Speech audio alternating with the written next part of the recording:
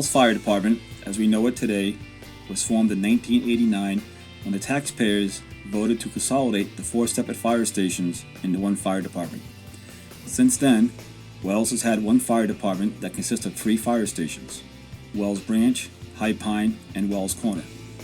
In 1997, the department began the master planning process for the future of the fire department, consisting of 3 fire stations, with 2 of them in new locations, what apparatus would be needed, and the staffing needs. This plan is the foundation of our 50-year vision. Part of that vision is to consolidate High Pine and Wells Branch fire stations and construct a new single substation at the intersection of Sanford and Meeting House Road across from Braggon Road. Continuing with our vision would be to build a new central station where the Wells Corner station is currently located. These 2 new stations would meet the requirements for the town's fire and EMS needs for the future. Wells Fire Department currently has 9 full-time firefighters. We are supported by 21 volunteer call firefighters, a full-time administrative assistant, and fire chief. The fire department has 9 vehicles: 4 engine and pumpers, 1 aerial, 2 brush-type trucks, 1 pickup, and 1 Ford Explorer. In addition, the fire department has 1 UTV to assist in wooded area incidents and the beach. The fire department is also the EMA agency for the town, with the fire chief as the director. The first Wells Branch fire station was constructed by the volunteer firefighters in 1947.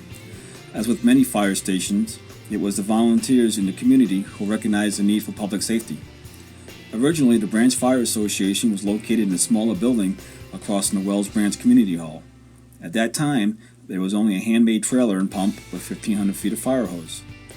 In 1952, the Wells Branch Fire Association asked the town to lease the old Division 16 schoolhouse for 99 years.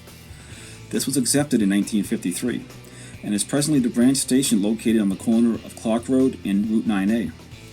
Improvements were made by the members of the Wells Branch Fire Association in 1961 when they installed a new cement floor and overhead door to their building. In the spring of 1970, the Wells Branch Fire Association received a 1956 Army surplus tanker. In order to keep this vehicle undercover, they needed to build an addition on the old schoolhouse. Therefore, in December of 1970, they asked the town for $1,200 for the materials needed to build this addition. This project was finished in 1972.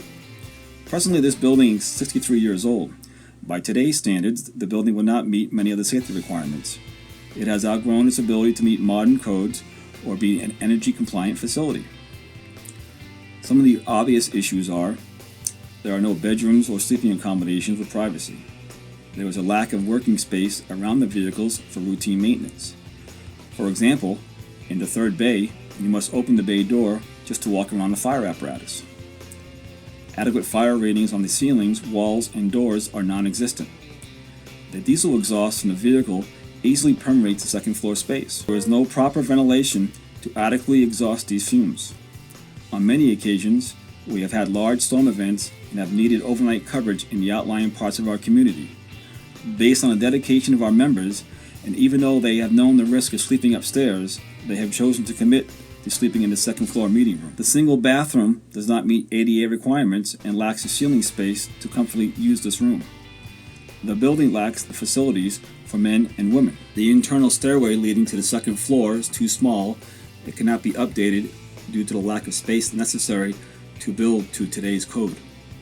Therefore, there is no vertical protection from the 1st floor to the 2nd floor from smoke or fire. The 2nd floor entryway into the meeting room does not provide enough height or width for an acceptable doorway. There is a continual mouse infestation that is very tough to eradicate. The outside area is difficult to traverse due to the ledge, which makes for unsafe walking around the building. The ramp in front of the building has a fairly steep downward slope, making it difficult to work or train in this area. In addition, in the wintertime, ice and snow make the ramp slippery and difficult to exit the building, and also backing up vehicles into the building. Over the years, the old Division 16 schoolhouse has effectively served our community, but as we move forward, it is time to retire it. The High Pine Station was built between 1946 and 1947 when the Sanford Airport was a military base and was closed. The members used materials from a Quonset hut that was taken down at the base and reassembled on site, known as the High Pine Fire Station. The station is currently located on the High Pine Loop Road. Once this building was completed, it housed a 1942 Ford tanker and later a 1952 Dodge pumper. In the 1970s, the station received a surplus military vehicle, commonly known as the Deuce-and-a-Half, which served as a tanker. Interesting to note, in the early 1970s, Johnny Carson learned of the High Pine station and its need for an addition to the building through an article written in the New York County Coast-Star.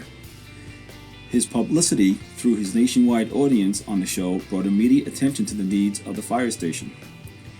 The High Pine station has been used by many civic organizations over the years.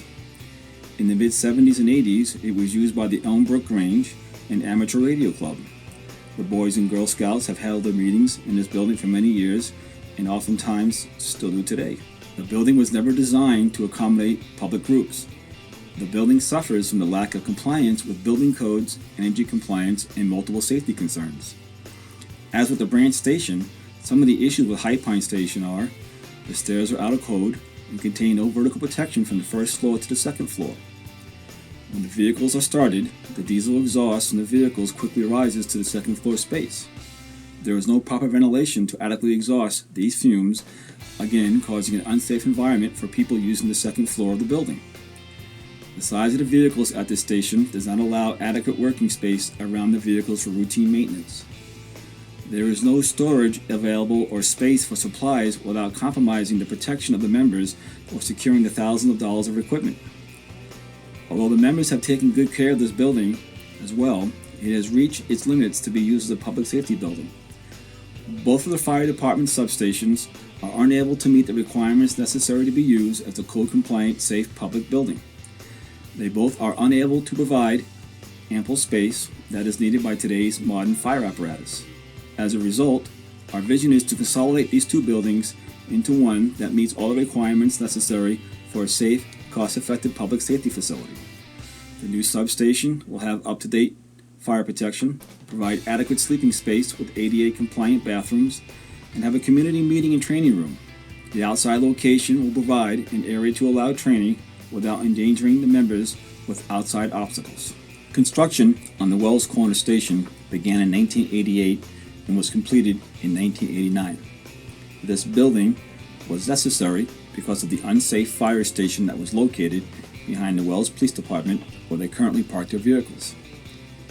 When the present corner station was built, it was intended to be a 10 to 15 year solution to give the firefighters a safer, more modern building. By the time the new corner station will be built, this present building will be 30 years old. Based on the construction and the size of the current lot, the corner station cannot be expanded without performing a tremendous amount of demolition. Current issues with this building include it has very limited space, and the vehicles inhibit the firefighters' ability to work around them without pulling the vehicles outside.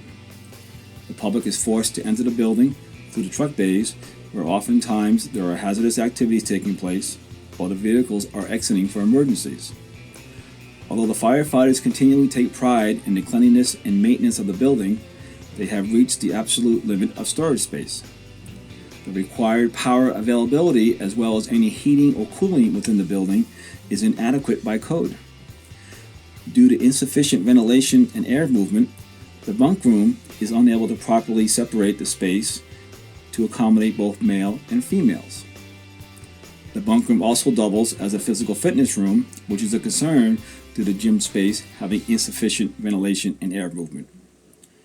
The code for fire station requires certain areas to be separated, such as business, eating, and sleeping. Presently, if a member becomes contaminated with blood, soot, or smoke from an incident, they must travel through the station into the bedroom to get to the shower. This is an unacceptable protective measure for the infectious disease program. All the personnel protective clothing is stored in a small closet in the bedroom. The code requirements indicate a complete separation of the equipment from any area where members eat or sleep. From the beginning, the members of the corner station have been making renovations to create the most user-friendly spaces within the building. In the early 1990s, the downstairs day room was eliminated to provide more office space. The gym area was closed to allow for a day room for the members to study train, or have meetings with the public. However, in moving and eliminating these spaces, it also resulted in losing storage space. Ultimately, the department has been forced to store records and additional equipment either in the old post office or in the attic at High Pine. Neither place was designed to accommodate this kind of storage. All the fire stations suffer from periodic mice and ant infestations and poor energy conservation practices with outdated heating systems. The new stations will be energy efficient, meet all of today's needs for a public safety facility, as well as any needs 20 to 30 years into the future. The departments welcome anyone that would like to tour the stations or just stop by and ask questions. After all, this is your fire department.